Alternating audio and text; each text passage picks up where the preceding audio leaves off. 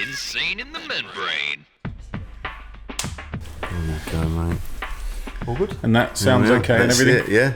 Here we are, Matthew. That does nothing. But No, it looks good. Like you know what you're doing. Yeah. Yeah. He's like, yeah. I sure as hell don't. Yeah. When we turn up in a Vauxhall Astra that's got a dodgy exhaust, and then he turns into Spielberg. How did that happen? Oh man! Well, this is it. This is how we roll. We look like we're just chancers, but we've been. Yeah, we kind of are. We kind of are. Yeah. Well, do you know what? I think most people are. I think most people, maybe not chancers, but we kind of like, yeah, I'll go and do that. Well, Yeah. what will happen if I go and do that? What's the worst that happened? I get it wrong. Yeah.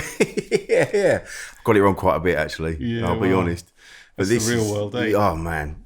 But I think, you know, like you, well, there's no big introduction to this, but just get into it. Yeah. You know, you're one of those people that just flings yourself off into the world. And I have an element of that where I'm like, yeah, all right, fuck it. What's going to happen? That's how I ended up being a comedian. I've just ended up, people went, you should do it. And I went, yeah, all right then. And just got gigs and just did it. And I think that's in me. And I think that's in you. Where you just go, I'm going off. See what happens. I think it's interesting though. Like, you know, I can be up the side of a mountain and be just the happiest man in the world. But the thought of standing in a room, trying to be funny in front of people, absolutely terrifies me, right? And it's so funny which things rock people's worlds, you know, because for me that's terrifying, you know. And many years ago I did some acting and bits and pieces, and you know, I don't know that I ever felt, I loved doing it, Yeah. but if I ever stopped to think about what I was doing, imposter syndrome, run away, holy shit, this is terrifying. But somehow I blagged my way through a certain amount of it and then thought I probably should get a proper job at some point, you know. I think everyone has that imposter syndrome, and then you get to a point where you've been doing it long enough. You're like, no, people are booking me now, and they're booking. It was Simon at the Comedy Store took me to one side one day, and he just said, "Rich, you're supposed to be here, so stop fucking about." It's just like, we haven't booked you as a favour. Yeah, do it. And you kind of think they do, right? Yeah. I did. Do you think, well, they don't really know me, are they? You know, but I'm here. Yeah. Holy shit. This is You it. know, they must have seen something, right? I don't know. Maybe they got me confused with somebody else. Yeah, it was a rogue booking. Yeah. It was. I'll take it yeah, though. Yeah, but it's you know, it's funny. My wife Kate and I were talking the other week, and one of the biggest fears. Congratulations, Thank you by the very way. much. Thank Married you. man, good lad. Oh, I tell you what, she's incredible. Brilliant. And a little one on the A way. little one on the way. Yeah, at this age as well. Good things. What have I done? Quite the adventure in itself. But we were talking about public speaking is the number one thing that people fear most, and that blew my mind because you're like, I mean, for me it's heights. I can't, you know, I'm all right. It's just ladders and things like that. I'm a bit terrified of that, but you know, mountains and things like that. But the thing that scares me is going off into the world. I went to New York about 10 years ago, doing some gigs. I was on my own. It's the first time I travelled alone. And I'm in the big city and I didn't really know what to do. And I regret not being brave enough to explore a bit more. I didn't really leave I didn't leave Manhattan unless I was going out to Poughkeepsie. But even then, I stayed in the hotel, back on the train, came back. And I'm gutted I didn't see the place. Yeah, I don't know. I mean, it's a tricky one because I think, you know, it was kind of all I ever knew. I sort of grew up in the wilderness. I say the wilderness, the countryside in Surrey, and then or southeast, should I say? But my father was sort of an outdoorsman. My uncle was an outdoorsman, climber, etc. And we were just kind of left to our own devices. And I don't actually think that was unusual for a lot of people at that time. This is the 80s. No. And, Yeah. you know, the phones weren't really around, or they weren't around, and TV was a bit crap. And so you just thought, well, I'd rather go dig a hole, climb a tree, disappear, whatever it was, you know. I was outdoors. And suddenly, you know, I think that just, I don't know, I guess it just sows a seed in you. Do you know what I mean? But as you get more mature and you get older, you think, well, that's not a job. The outdoors isn't a job, is it? You know, I mean, get a proper job. Get a Go and work in proper the job, city, yeah. or you know, sit behind a desk or something. but that's, I guess a capitalist society or a modern world says, you've got to have a proper job. But I don't think I was really built for that. No, I've tried. I've tried to get a proper job, and I didn't last 5 minutes. There are people still waiting for me to come back from work 20 years ago, from lunch, where I've gone, I'm not doing this. Yeah. Still getting holiday pay. Yeah, just go. I remember I was a bus driver, and one of the guys, I ended up sitting on the main table with the guys that had been there 30 years, and one of them leaned over and he goes, "You'll never leave." And I never went back. I just went, no, can't handle it. You just need. I think sometimes it's a trigger point, and I think that word of being a maverick, it probably suits you very well. And I think from the Bransons to people like us, I think we haven't quite hit his wealth, but but that'd be nice. But he is. It's sort of fuck conformity. I'm not gonna comply. I'm going to break the rules. I'm going to do something different. And if you ever look at successful people, even climbers, entrepreneurs, etc., they tend to be non-conformists. They always they like risk, right? And risk can be rewarding, but it can also be a kick in the ass too. But I think I've always believed that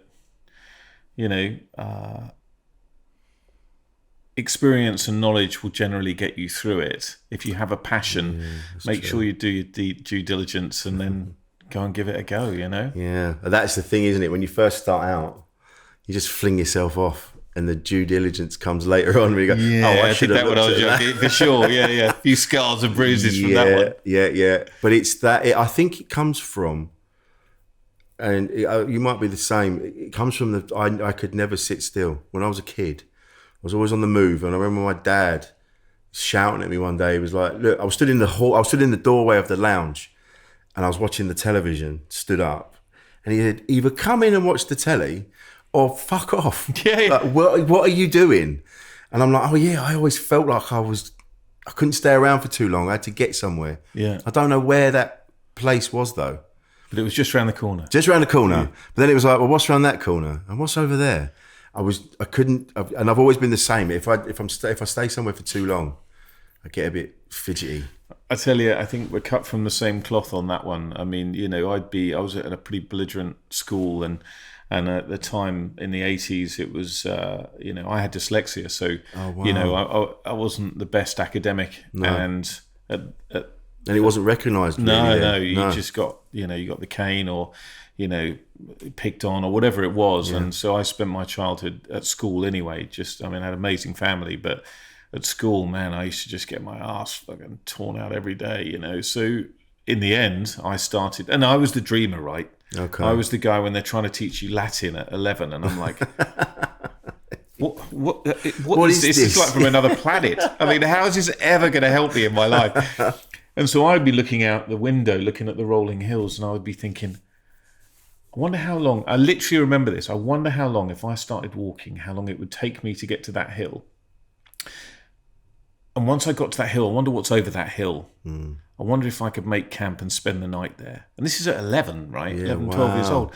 And I'm just thinking, wow. And then all of a sudden, I remember I had this nasty math teacher, and he used to pull here, and in front of the whole class, "You're born idle, laddie, you're born idle." And then he jabbed me with a bloody compass. Oh my God. And I would just sit there and going, I think I've pretty much had enough of this. So I would just run. And this school was a boarding school. I didn't board, but I would just run. And I would go into the forests and disappear for sometimes days, and they'd have the police after me trying to find me, And I found real peace out there, because it's where, I'd sit under a tree and I'd just listen, and there was nothing. It was the wind and the branches and, nothingness really, but nothing there was going to hurt me. Nothing was going to punish me, and it was peaceful. So some people would say, "God, that must have been really scary." And I thought, God, I remember it as a really peaceful time when I was out there, not so much at the school. But, and I think that's probably what gave me a wild hair up my arse, and in the fact that I love adventure. I love the outdoors. I find it really peaceful. And one of my beliefs is we're all carbon. Nobody hates a waterfall. Nobody hates a sunset. Nobody hates a butterfly, right? It's in us. It's natural. It feels good. I can't explain it. I'm not 100% sure why, but all I can think is at some point we all probably came from the same place. Yeah. You know? This is my belief. I've never really been religious. I've tried. I've had a look. I'm like, I don't want to just dismiss it. But I've done the Alpha course, and I've done, I went to Sunday school and things like that. But it didn't really make sense to me. But when I first heard about that, like we are all made of stars. We've all got the universe. We come from this. And it sounds crazy when you talk like that, but it makes more sense to me than some dude on a big old chair.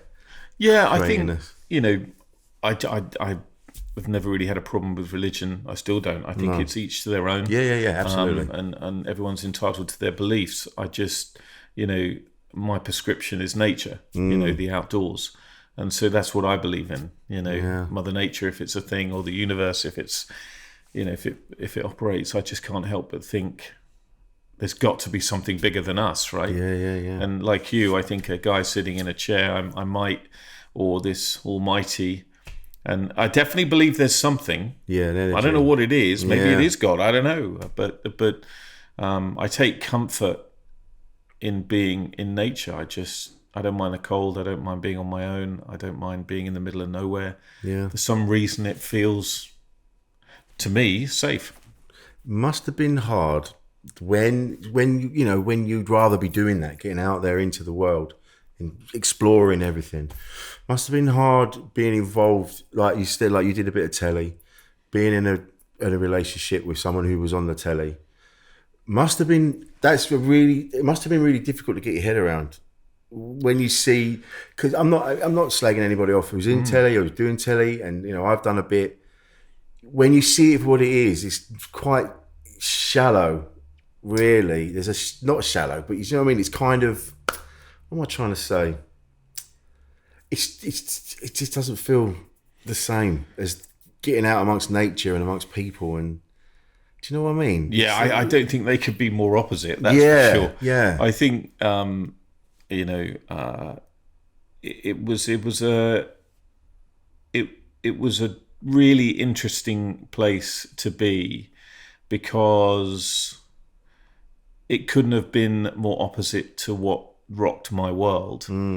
But I played in that world too, and I think ultimately in life you become a bit of a chameleon, don't you? You do. You adjust to the environment you're in, and the most important thing when you're married, for me certainly, was my wife and kids. Yeah. And that's your focus. Everything else has to take a bit of a back seat when they're little weasels running around, and you're all trying to make some money and keep everything on the straight and narrow.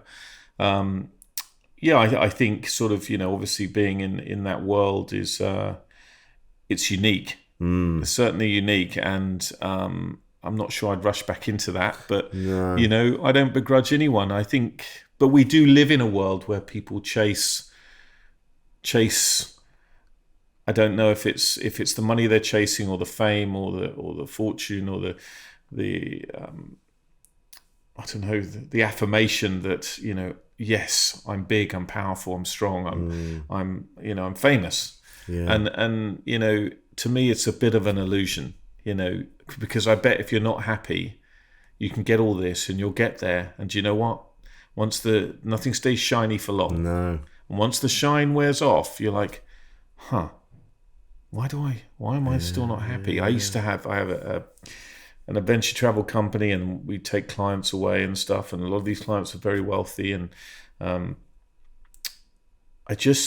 you could see this common thread where, they're always looking for the next. Yeah. Do you know what I mean? And the most exciting thing about the acquisition was the acquisition itself. Once they got it, it was like, Now what? When's the new one coming out? Or what's this? And it's acquisitions are temporary, for me, memories last a lifetime. Yeah. And I was in the memory business, if you like. Yeah. You know? Yeah. I was in the business of creating memories for people that you couldn't purchase, but you could through the right person. You know, but it takes, and I say the person, we had an amazing team, you know, and I was only as good as the people around me. So, you know, and it was sort of like a bit like adventure architects. We create these incredible experiences, but the experiences was all for me. The only reason I did it was for the reaction. Yeah. Watching this evolution of the person turn up a little bit nervous, they'd always had this dream to go to the Arctic, for argument's sake, making that a reality for them. Yeah. And watching them sort of very nervous and then leave as a mini Bear Grylls, you know, that made my heart sing. Yeah. And that's what was addictive for me about that business. And also I got to go on these incredible trips, which was my lifeblood, you know. That's what made me sing. Mate, well, this is the same as comedy. It's the same. When I see a room full of people just falling around laughing at something I've said, that feeling, and it's not ego, it's not attention. That was what I found with the pandemic, all the lockdowns. I had a conversation with another comic, and he went, "Oh yeah, but we need the stage," and I'm like, "No, I don't actually need it. I don't need the attention. I'm not an attention seeker. What I love is taking people out of their life for 20 minutes and helping them forget about it for a bit. Like the other night, I was doing a gig and I was in Woking, of all places, and a woman spat her drink out. She just uncontrollably laughed at something I said, and the drink just came flying out. And didn't hit you, did it? No, it hit the bloke in front. But you're going, oh, mate, I've made that person for 1 minute just forget everything that's going on and just lose themselves in that moment. It is a privilege. And that, what you've given that person, those images, those memories are worth so much more than anything money could actually buy. It's incredible. And I think this is why it's interesting talking to you. The conversation we had briefly just when we were setting up, and we were talking about the fact that, you know, you've lived an extraordinary life with the adventure stuff, which is stuff that we read about in magazines, and you know, we grew up reading about Shackleton and people like that. Well, you know, but but they were walking around on bloody clogs. Yeah. You know, however, how they managed to get about, I do not know. But you know, you've lived that extraordinary life, and then you've experienced fame, which is what a lot of people chase after. You've experienced that kind of showbiz lifestyle as well. And all these things you've experienced, yet you got to a point where you couldn't see any point carrying on. You were so low at one point after things had happened that, so we all aspire to have these things, but all these things don't matter. When inside, like you said, if you're not happy, none of these things matter.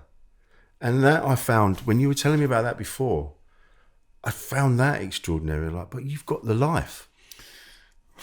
Yeah, well, I think probably the perception is that I do, and I'll be the first one to say I'm incredibly grateful from where I sit today. I'm forever thankful. Every time I come into my home after a trip or whatever, I just look around. I thank the house. I know that sounds crazy, but you know, and the reason we're here and talking is about mental wellness. And there was a time in my life where you know, I was going through a divorce, and some other things had happened at the same time which were pretty dramatic. And I think we all have 20%, right? Or for me, I had 20% that kept me safe. Right. I never committed 20 of my entire self to anything because it was my protection. Right? If everything fails, I've got 20%. That's my shield. And my 20% was broken. And I remember, you know, it's quite sort of emotional for me to actually talk about, but it was a time where I just didn't know how I was going to get through it. If I'm really honest, I just didn't know. You got that dark. It really did, and I I couldn't talk to anyone for numerous reasons. One, because I didn't have the courage, misplaced stoicism, whatever, ego. I just didn't. Oh yeah, I know I'm fine. I'm fine. Yeah. I'm fine. And I was fucking broken, man. I was on my knees, and I came in. The thing, and I.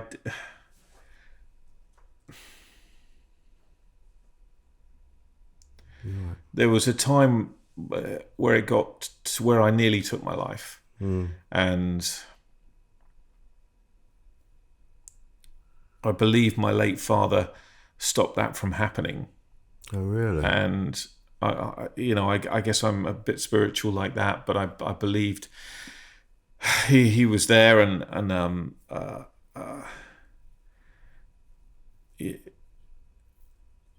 ended up not doing that, and after that I found this house, and I remember I was so broken.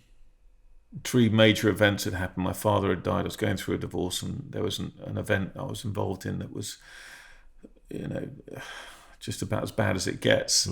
And then I got this house, and I remember I came back one day from abroad, and I walked in through the door, and I shut the door, and this house was, fucked at the time. I mean, it was falling apart. But I shut the door, and I was warm, I was dry, and I was safe. Wow. And I slept on a sleeping bag on the floor, and that saved my life. Wow. I had this. It was like my little cave, my safe place. Nobody could touch me here. I'm okay now.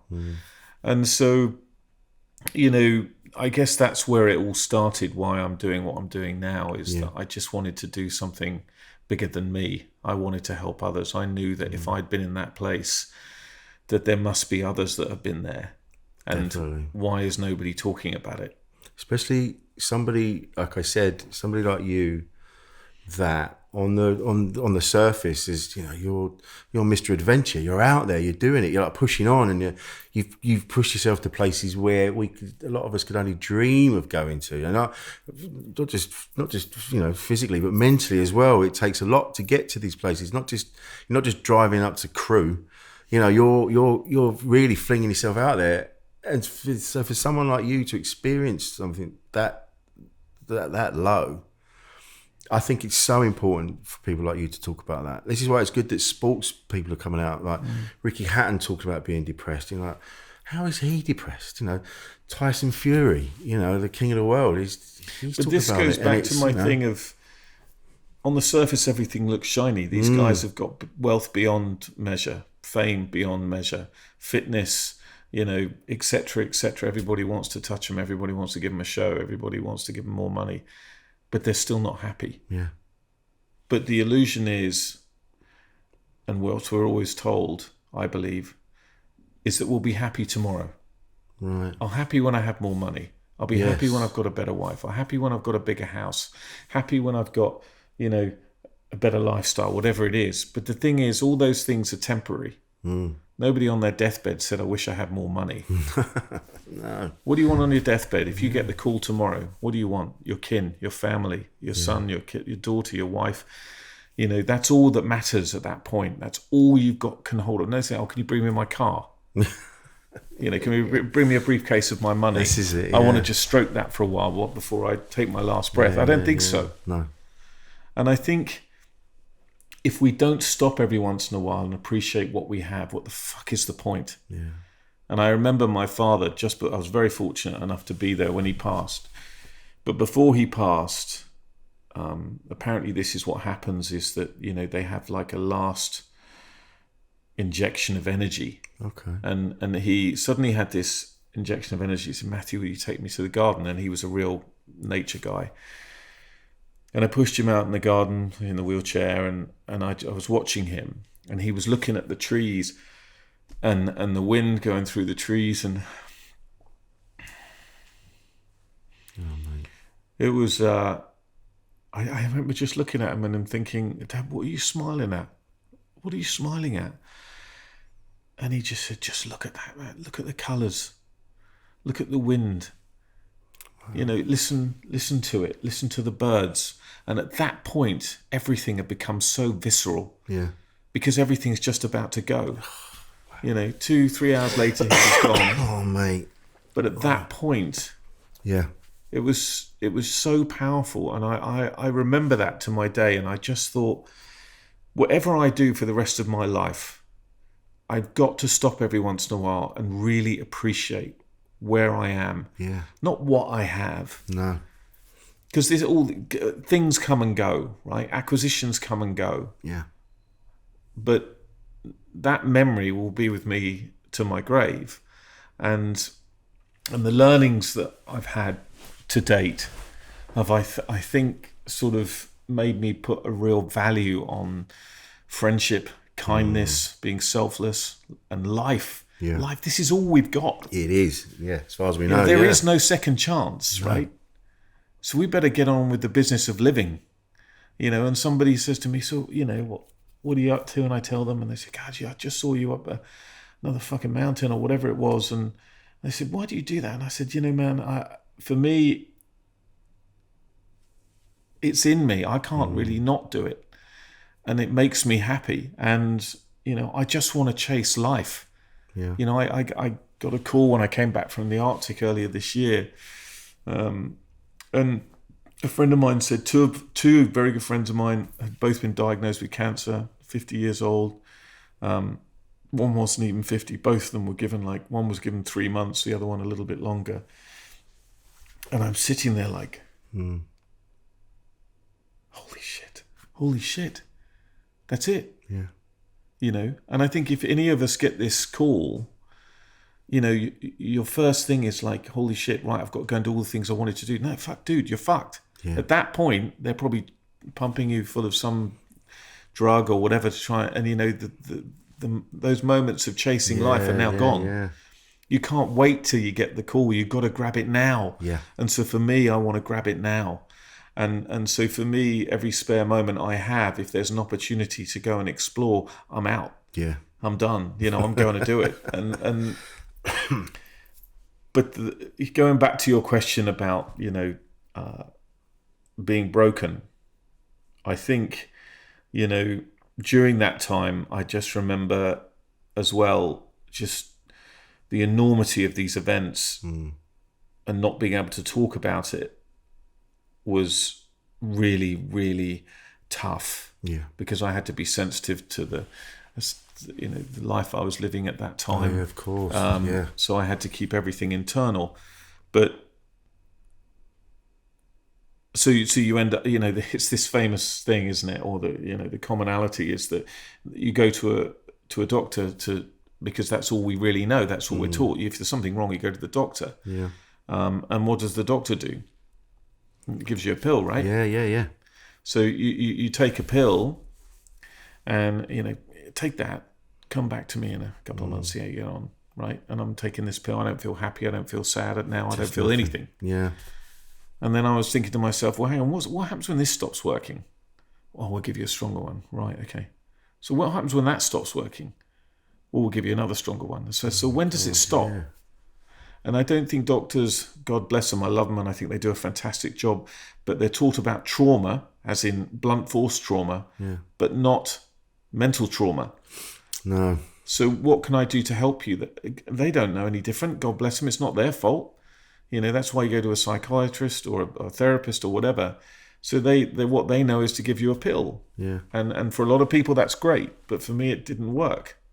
Because I wanted to feel alive, not numb, like a zombie. I didn't want to be a passenger. I wanted to partake in life. Yeah. So I flushed it all down the toilet, and I remember I met Andy Puddicombe from Headspace. Yeah. Amazing, lovely man, and wonderful story. And I think, if I remember correctly, he sent me. I said, I'm really struggling, and he goes, "It's okay." It's amazing when somebody's just on such a calm level. You're just like, and he brought me down, and he goes, "I'm going to send you a code, use as much of Headspace as you want. Start in the beginning and work your way. Oh, you know, I don't know. I don't know if I'm any good at that, and I can't really sit still. The last thing I'm gonna do is, you know, sit on my ass for 10 minutes, half an hour, and try to think about nothing. Good luck with that.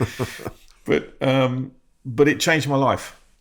And again, I think it was one of the catalysts that really helped me, you know, get back on track and get where I am today. And I'm a big advocate for it. You know, some people it's tricky for, and I'd say probably everybody it's tricky for, because it's not easy to sit still and think about nothing. No. And it's a real discipline. Yeah, but if you can find that the discipline to sort of do it, like every morning I do 10 minutes now. It's only 10 minutes. Yeah. But I sit here, I get up about 6, all the lights off, and I just sit there and and I put some, you know, I've got this on Spotify, I've got this forest sounds, back to the forest again. And I've got birds tweeting, water going, and then Andy in this ear is saying, you know, deep breath, chill out, dude, you know, etc., etc. And 10 minutes, and in it, I think I find after about a week of solidly doing it, even 10 minutes, for some reason, I'm just like, things bounce off a bit better. Well, I find it before bed is when your brain kicks in and the carnival starts. And what I've been doing now, not necessarily meditation, but what I do is that I have to physically say to myself, there's no point in worrying about any of this. You're going to bed. And I start thinking about more positive things, that really push myself. And I've been doing that for the last few months, and it started to work. And so just before bed, when I can feel it kicking in, oh, do you remember that thing you said in 1994 to that person who doesn't even remember meeting you? Yeah. You know, it's all that, and you push it, you're like, or things, you're like, oh, you upset that person. That person has had 30 years of other things to worry about. They don't even remember that. Why are you worried about it? Why are you worried about school? That was school. The school's not even there anymore. And so I put all these things to one side in my head, and I could feel myself start to calm down. And so it's not necessarily thinking about nothing, but it's just putting all the shit bits away. You don't need that. You don't need that memory. That's not one you need. You remember that holiday you went on? Do you remember that? Do you remember that one, that place you went to in Turkey that was really nice, and you fell down the stairs on your suitcase because you were drunk? That's a nice memory. Why you hang on to that? Don't know about that. This bit. And I'm pushing all these things around in my brain, and then I just drift off to sleep. And it's a really nice, it's helped me so much. It's calming the noise, isn't it? And I liked it the other day. I thought of this analogy. It's a bit like your computer. You know, fucking every day, and then it stops working. A fucking thing hitting it. Why won't it work? Why won't it work? And then the only way we can get it to rework or rejig itself or reset. What do? Switch it off and on again. Yeah. But when do we do that?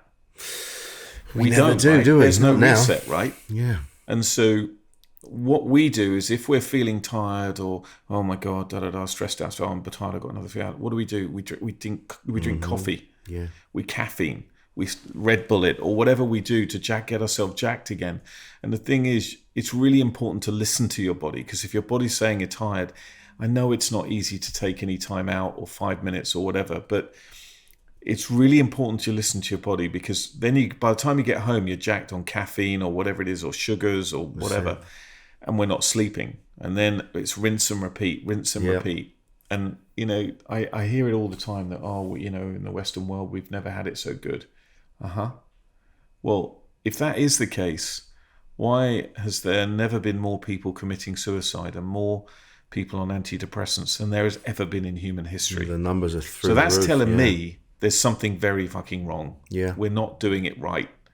You know, and I'm not saying us, I just think the system is gone. It always comes back to the system. Yeah. Because we're never told it's okay to be still. We're never told you're okay just the way you are. Yeah. Do you know what? If you got a little bit fitter, or do you know what? If you were a bit smarter, or do you know what? If you had a nicer car, you just think, yeah, do you know what? I need that. Yeah, I do need that. And you get that, and everyone's saying, do you know what? You could do with a better this or a better that. But But nobody says, God, man, you're fucking great. They never do. You're great, man. I love hanging out with you. Yeah. You know, I just wish I had more of your vibe or what you know, the way you live your life. It's just simple and happy. But we're never told. It's like kids, you know, the kid, you know, you bust your kid's ass to get good grades. And the kid comes home and he's got a B. And he's like, I got a B, Dad or Mum. Yeah. It's like, that's great. Do you know what we should try for? Let's get you that A. Let's go and get you a tutor. And it's like, do you know how hard I worked to get a B? And it's still not enough. Yeah. And now you're going to get me a tutor when I'm so tired after trying to get the B. Yeah. Now that's not enough. And I tell you, you can have straight A's all the way through your grades, but it's not going to define your life. No. It won't. Not at all. So, yeah. And I find, but it always comes back to the system. Many conversations I've had, it's the system that we're crammed into, that we're all individuals and we don't, all of us, there are some people that feel they're fine amongst it and they're in that world, they're in that corporate world or whatever they're in. But this system where we're told we're good citizens if we've got a good credit rating. Oh, you can borrow loads of money from the people in the suits. You know, you're a good person. Not just, oh yeah, you're great to be with. You're nice to hang around with. Like, your energy's great, like you just said. It's always this other thing that, and then because I have these conversations with people all the time. I'm like, oh, I've got to get my credit rating's this and that. I'm like, don't worry about that. You've got everything you need. What else do you've got a nice car. Your house is fine. Your job's doing all right. Don't worry about the rest of it. You'll be fine. You know, the kid's all right. How are you two? How are you getting on? Are you two all right? You know, your marriage, is that fine? I think that's what we should be worrying about, is us, people, rather than these extra bits that we're told will make us better humans, as you just said. Well, I think it's also, I think now I don't have any inhibitions about talking about where I was and what happened to me. Yeah. And I was in the pub the other day, and there's a guy that goes to the pub, and you know, he's funny guy, you know, good looking chap, makes a lot of money, you know, he's got a wife, 2 kids, etc., etc. And he goes, "Hey Matthew, I haven't seen you. Why? How you doing? What's going on? Da, da, da. You know, what are you up for work at the moment?" "Oh, I do a bit of this, but I'm actually working with men's mental wellness. You know, I'm starting this project called Momentum Men, and you know, I was, oh, really? Well, why are you doing that?" And I said, "Well, I was completely fucking broken, and the statistics now saying, you know, it's the biggest killer of men under 50, you know, more than cancer and heart disease." And you just think, and he's like, and I was talking about it, and he goes, and I said, "Well, what do you mean?" He goes, "Mate, I drove to Beachy Head last weekend." No way. And I was like, and you'd look at him, and the car, nice life, nice everything. He's got the life, and you think, holy shit. Yeah. And isn't that the biggest thing that people say when the worst happens? I had no idea. Yeah. Oh my God. That's exactly it. Because nobody talks. Yes. And I think this sort of goes in a big circle on why we're talking today, is that people don't talk. No. And I think if we're willing to talk about the fact that we may look shiny, but actually we're a bit fucked too. Yeah. You know, and I always say, you know, well, yeah, but you're okay now. It's like being an actor or a painter. You never master the craft of being well. I think you learn the pitfalls and how to get over them better. But you're always learning every day. Every interview I do, every podcast I do, every person I talk to that's in this world or vicariously in this world of men's wellness, they all have a new learning for me. And I'm finding it, I feel like a sponge that's just absorbing it and loving it. And sometimes it's desperately tragic, and sometimes it's just incredibly heartwarming.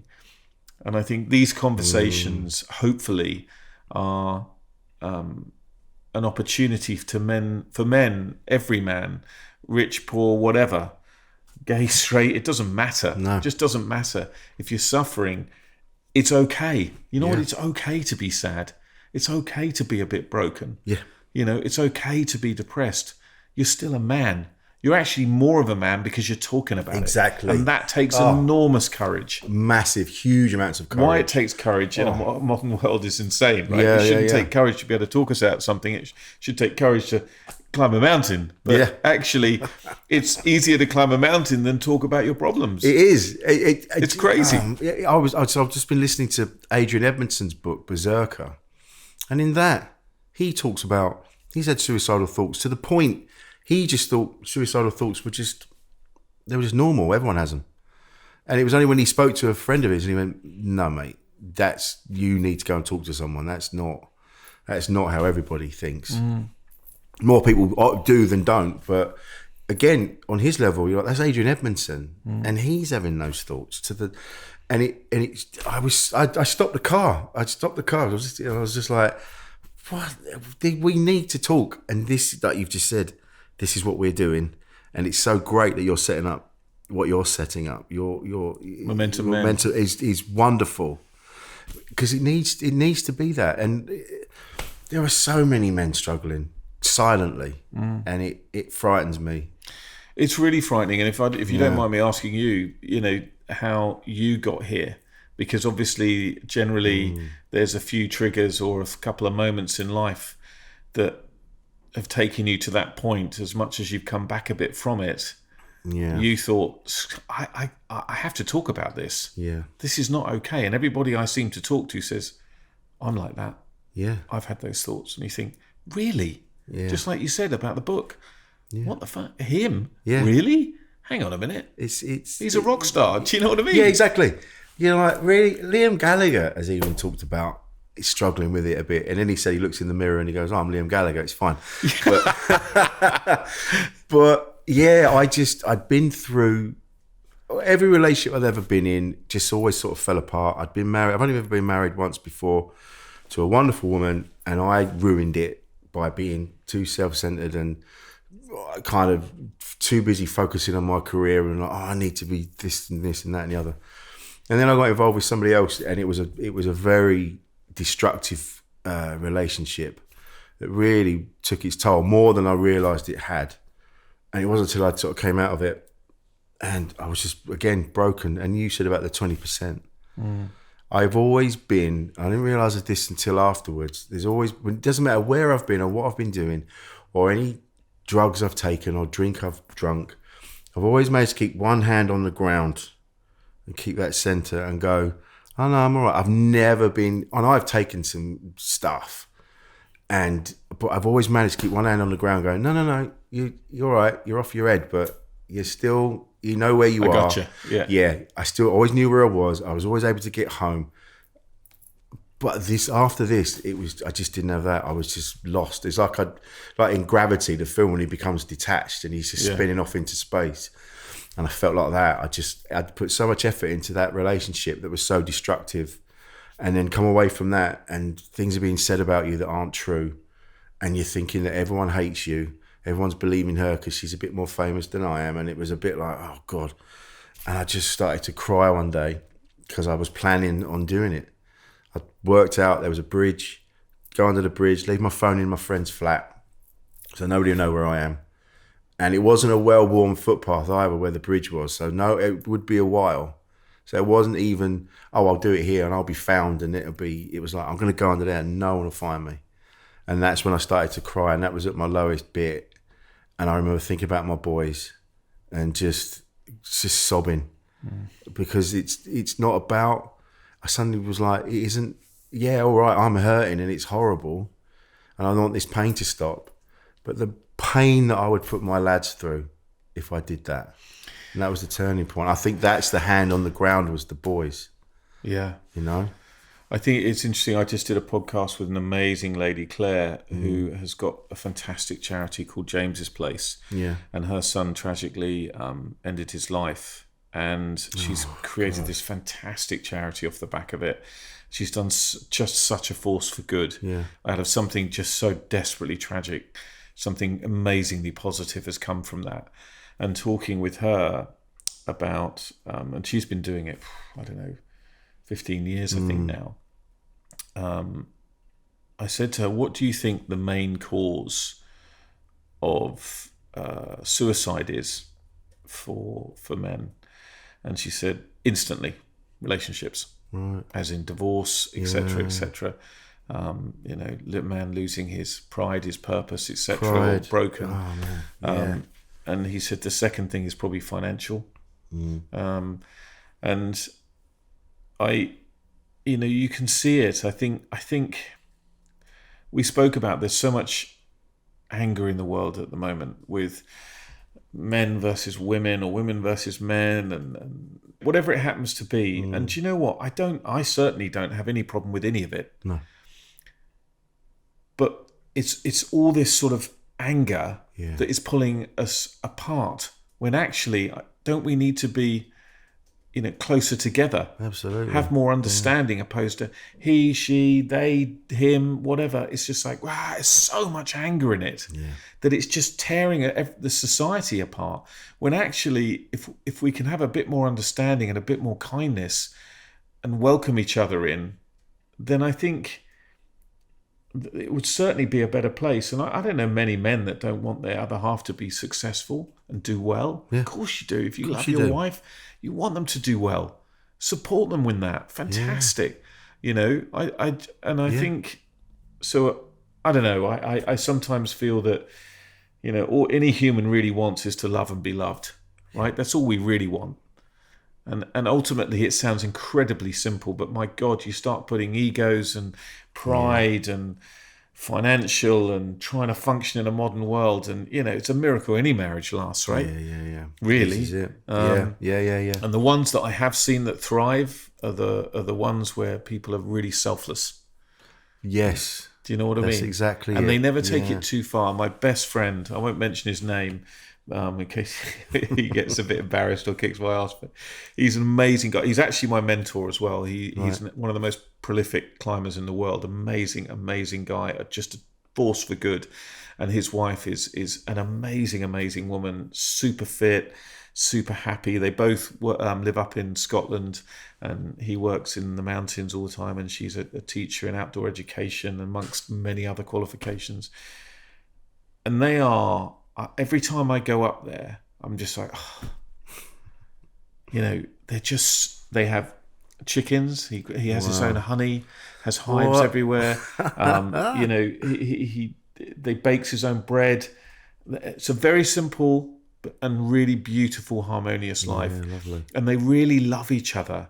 They hold each other. And they said, I remember I went for a run with her, and she goes, "Oh, he's my soulmate. Oh, I love him to bits." Yeah. And he says the same.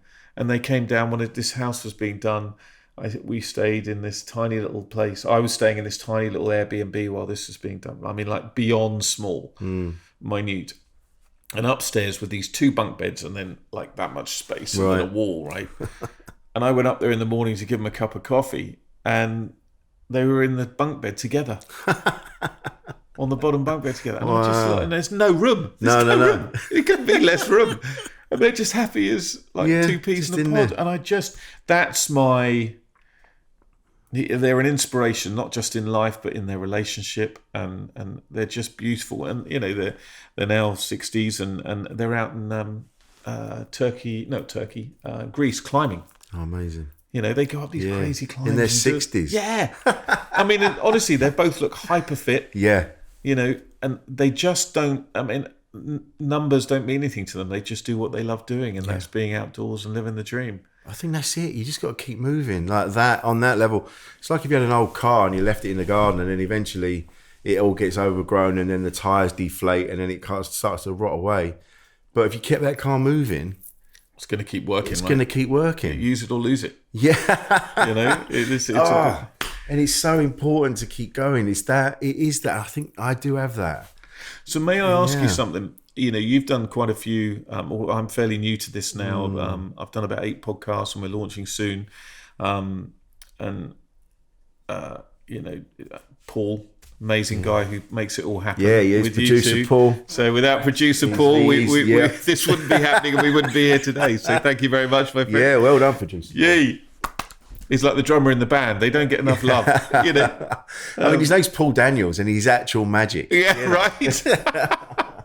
if you could share some tricks as well. I haven't Yeah, seen yeah, that yeah. part of him yet. But so you've done a few of these now, and I wonder if you've seen a common thread.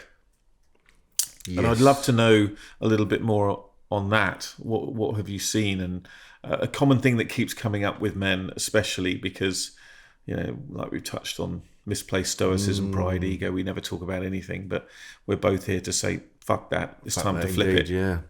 It's that. It's that assumption that everybody else is doing fine. Everybody else is smashing it. And, what you're feeling isn't, it's just a weak moment. You should be seen as a bit more, that old fashioned stiff upper lip. Come on, pull your socks up. Which, there has to be a bit of that in order to get through life. Life's hard. There has to be a moment where you go, I need to just dig in and get through this. But it's that inability to just be open and talk to your mates. That I talk about this a lot on here, is when somebody says to you, how are you? Actually tell them. Don't just go, yeah, I'm fine. Go, do you know what? It's been a shit week, to be honest. Just on that, those simple little words. It's been a bit shit, to be honest. And also, when on the other side of it, be open, be ready for when you say to someone, how you doing? Be open for them and ready for them to go, I've had a bit of a shit week, to be honest. That's really good. So on both sides, to be open to the fact that for you, Michael Smiley said it on this very podcast, brilliant actor, smashing dude. And he said, everyone's transmitting, no one's receiving. And it's such a wonderful phrase. That is great. Yeah. So when it's all very well saying open up, talk to people, also be ready for someone to talk to you. And on a simple thing, I've been banging on about this for the last few weeks. When you arrange to meet someone for coffee or go and have a pint, on the day of the meeting, you get that, I can't be asked. Oh, it's raining. Oh, it's just, I've been a bit busy lately. I might just cancel and postpone it. Don't do that. Stick to the plans. And that's such a bloke thing to do. Oh, mate. We're terrible. I love us, but we're terrible as well. And there's the other side of it, and this has been well documented. When someone, on the day that you're supposed to go and meet someone, and you get that text, sorry, mate, something's come up. And you get that, I didn't want to go anyway. It's but it's not because you don't love that person. You don't like that person. It's just that you couldn't be asked. And it's about being asked. Be asked. Go and meet. It's an hour or two out of your day. Go and have a coffee. Go and slag whoever off. Go and have a moan. Get it off your chest. And you'll feel so much better when you come away. And you'll be so pleased that you went. You're so right, because receiving is incredible. Yeah. Right? And I think that's a real learning for me. Again, like I said, every time I do these things, I learn something new. That is something for me, is always be ready for the unexpected almost, or just in case. And I again, this is probably 20 years ago. I did an audition in London for something. And man, I just fucking such a shit job, We've all done that, I think we'd had a kid, and I was tired, and I went in, and I always used to say, "Can I get the script before?" Because I'm shit at reading, because I've got dyslexia, and if I have to read it off that, nobody's going to understand what the hell's going on, let alone me. Course. So, and it didn't happen. They go, "Here you go," and I was like, "Mate, I'm so shattered," and I was like, La la la la la. Yeah, thanks very much for coming. There's the door. Off you go. And I don't think they could have kicked me out there quick enough. So I sort of left with my tail between my legs, and I got in the cab, and there was this Indian chap driving, and I don't know what it was. He was just a really calm. Instantly, he said to me, "How are you doing today?" And he said it in a way that was inviting me to speak. It wasn't just I felt. And this is before I knew anything about what we're talking about now. It felt safe to talk. Yeah, that's a great thing. Yes, and I started to talk to him. Shit day, shit audition, everything's shit, weather shit, horrible. And he's like, and every negative was hit with a positive or a reasoning. Right. Well, the weather's shit, but the weather's just the weather. You've just called it shit, so you've now just called it something negative. So now you believe that is shit, but the weather is just doing Just does what it does. Oh, yeah. It's not trying to be shit. It's not doing that just to piss you off. And then, then I was like, yeah, whatever, shut up, type of thing. Not I didn't say that. No. You're thinking, well, yeah, I'm trying to be negative. For God's sake, let me be negative. And by the end of the cab journey, he had completely flipped my mood. Oh. I got out of that cab bouncing, and then I walked into my house, and what was I to everybody in the house? Happy. I told them the story. It was amazing. I was nicer to my kids, nicer to the dog, nicer to my wife, and I just thought, wow, that man just had a profound effect, not just on me, but everyone around me. Yeah. He completely changed my mood. So if you can, from what you were just saying to me there, which I love, is being open and receptive, like this guy maybe that said he drove to Beachy Head I was talking about earlier, just by listening. Yeah. Maybe for him, it's like a pressure cooker. If you don't fucking take that thing off the boil, it's going to go bang. Exactly. So if you can unscrew and just let it... Yeah, just a little decompress a little bit, you're going to go home and everyone benefits. Everyone. Yeah, your wife, your kids, the animals, everyone. Exactly. And it was like you said with the taxi driver, it was the way you said it and the fact that you were open about what you'd been going through. You gave him the safety. It was something clicked and he went, oh, I can actually tell you. And that's so important. That safety, the safety be able to talk about it that's a really nice thing. That's a really nice phrase. A really nice. That's what I've just taken away from this. It's like, the safety.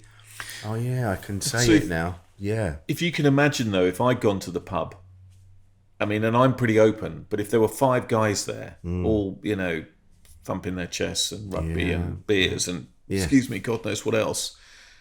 And I throw that one in the, throw this fucking grenade in. Everyone's going to be like, yeah. All right, mate, keep it light. Jesus, you're right. Fucking hell. Yeah. So I think you have to pick your moments. So for me, obviously if there's a moment somebody says to me, what's going on, it's been a bit tricky at the moment. Oh, really, what's up? And actually, they want to help. They think, fucking hell, I'm having a shit time as well. Maybe he'll ask me how I'm doing. Yeah. And suddenly there's a conversation where you go home and you just think, oh, it just feels so much better. And another great thing that happened to me was a great friend of mine started this chat. And it was like a Zoom call. And I think it was just coming off the back of COVID. And he's a real sort of mindful hippie kind of guy, lovely guy, a bit alternative, and everyone sort of goes to him because he's always like, he gives you permission to just dump, right? And he said, "Look, Matthew, I've got about 6 guys I'm talking to at the moment, and they're all busting my chops about whether it be ex-wives or struggling at work or whatever, not fit enough or whatever it is." And he just said, "I just want to put a call together." So the 6 of us can talk. Yeah, nice. And if I mediate that, are you okay to join us? And he sort of was asking my permission if it's okay to join. And I was like, what? Yeah. It felt like to me, like I know some mates that have been through AA, etc. And it's like, if you go in the room, you're in the back left-hand corner. For fuck's sake, don't talk to me. Yeah. Oh my God, I'm not like you lot. And I thought, well, but I don't, I'm not going to talk, mate. I just don't feel comfortable talking. Mate, no problem. If you don't want to talk, you have to talk. I thought, well, look, yeah, okay. I'll give it a bash. And we sat down there. We was all on Zoom. So everyone started to talk, right? The first guy started to talk, and it was something about losing his kids through the divorce and etc. And you could see everyone go, that's just like me. Yeah. Hang on, that's what happened to me. And then another guy talks about, this happened to this. And it's like, that's what I worry about. And then suddenly, it was like everybody, there was this commonality within that space where everybody could bond. Yeah. And before you know it, everyone's chatting. And you suddenly thought, God, each individual person never would have spoken to anyone. Not ever. But we've now given a safe place for everyone to talk. Yeah. And in that safe place, everyone's been allowed to emote, to purge, if you like, a bit. And it was just brilliant. Yeah. And it's kind of, I think, in a way, we're doing it in a sort of a slightly more overarching way, in the fact that we're talking and then people can listen and say, hey, hang on, I'm just like Matthew, etc., or whatever. Yeah. And or Rich. And I think it's sort of like, well, hang on, if he's a well-known comedian and Matthew's done whatever he's done, and they're both broken, or were broken, or on the mend, or whatever you want to call it, well, then it's okay for me to be a little bit broken. Exactly. And it's, I think, giving people a space to be able to come on board or not come on board. Just listen, take what you want and disappear. You don't have to give a name. You don't have to talk to anyone, but you can listen and take, I call it like a toolbox. Yeah. That was really helpful. Put that in there, that in there, that in there. And I always, the one I mentioned earlier about the rabbit hole. Yes. It's like when you go to bed and you start thinking about that, and then you start thinking about this, and then that person that fucked me over, or this person that didn't listen, or this ex-girlfriend that hates me, or whatever it is, you put your head in, and the more you think about it, the deeper you go. Yeah. And the deeper you go, the darker it gets. Because that's the definition of a hole, right? The deeper you go, the darker it gets. Yeah. But if you can go... I almost... The trick I have for myself is I laugh. I have to smile and go, you're doing it again. You're doing it again. Yes. And you know exactly what's going to happen. It's just going to be depressing. And you're just going to wind yourself up. On. You've done and this get already. Pissed off. You know the routine. Numpty, stop it. And so I sort of stop myself and I go, oh God, I'm off again. Yeah. And I just go, there's nothing down there for me apart from angst and torment, and I'm not doing it. Yeah. And so I pull myself out. I mean, it's not, I'm not perfect, and I'm certainly, it doesn't work all the time. And I definitely have days where I'm, oh God, yeah. Desperate. But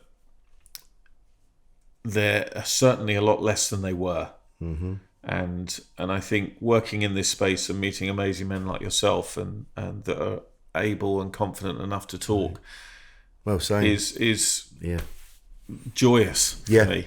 This is why it was, when Paul mentioned it, it was like, we absolutely need to talk to Matthew, because it's such a great thing, Momentum Men, that you're setting up. When will that go live?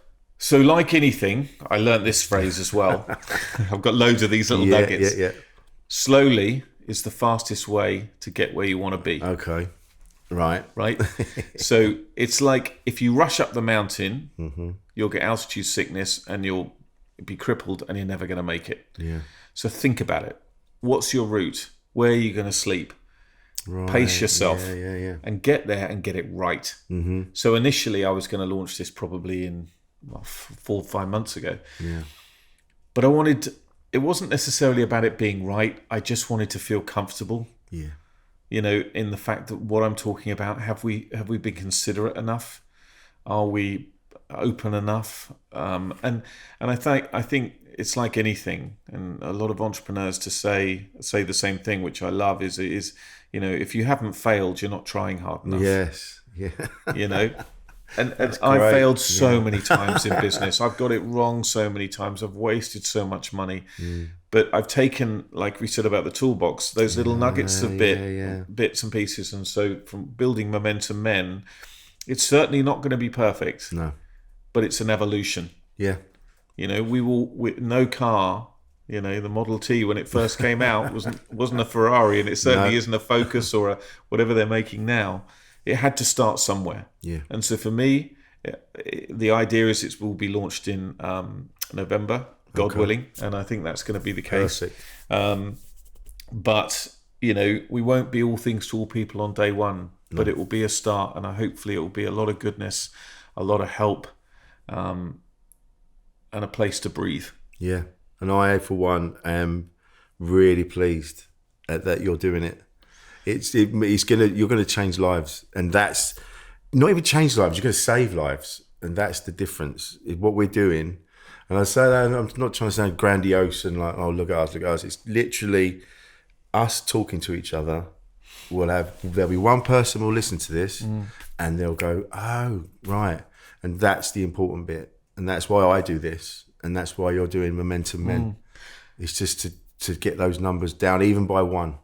That's my dream. My dream is if I could help one guy in a million to either potentially not take that very dark road or help them get over depression, divorce, whatever it happens to be. If you can make that work, my God, what a privilege! God, what an amazing gig! What a profound, incredible gift you could give somebody. Yeah, And I think for me, that's my primary driver. Just like it was in the travel, I wanted people to come off those trips smiling from ear to ear, saying, "Holy shit, where are we going next?" Yeah, and a guy come back to, "Man, that podcast was amazing. I got so much from it. I've sent 5 guys this information. They were all struggling and they've all got something from it. It won't be all things to all people, and some people will get something and others will get nothing. But that's okay too." Yeah, people get what they exactly that. People take the bits they like from this. There's sometimes I say stuff because I'm off on a rant, and they go, "Oh, I don't really agree with that, but he did say that other thing, so I'm on board with that." Yeah, and that's it. And it's all. At the end of the day, it's about the dialogue and opening up those safe avenues that we can all wander down and chat. And this has been fantastic. Oh, mate. Thank you so much for allowing us into your lovely house. And well, thanks for coming, mate. It's been an absolute pleasure, Matthew. It's been a joy, and I wish you every success. And you, mate. Insane in the Membrane. Insane in the Membrane. What a name! A Momentum Men. We're going to go kick some ass and I look forward to that merch. We're in the business of making smiles, hopefully. Absolutely. Thank you, mate. You bet.